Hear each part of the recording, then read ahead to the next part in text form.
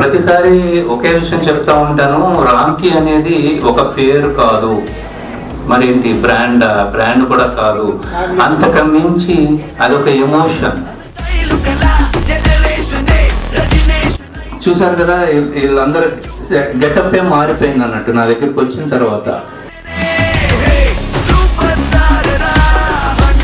నా బర్త్డే సందర్భంగా ఇక్కడ బ్లడ్ డొనేషన్ క్యాంపే పెట్టాడు మా రోహిత్.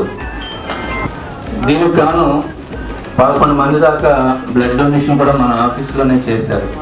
సో వాళ్ళందరికీ నేను ఏ విధంగా రుణం తీసుకోగలను నాకు తెలియదు, కానీ నేను పేర్లు చెప్పి కనీసం ఇది చేయగలుగుతాను. రోహిత్, గ్రీష్మ, మహేష్, నవీన్, గోపి చౌదరి, వీర్రాజు, ప్రభాకర్, వంశీ, శివకుమార్, వెంకటరెడ్డి, హరీష్, చిన్న, రవి, దుర్గారావు, రమేష్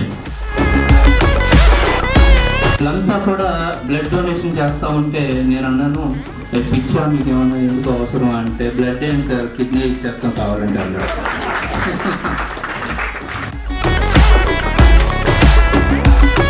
మీ అందరికీ అనౌన్స్ చేస్తున్నాను ఒక విషయం ఏంటంటే, ఈ 100 ఎకరాలతో మన జర్నీ ఆగొద్దు అని డిసైడ్ అయిపోయి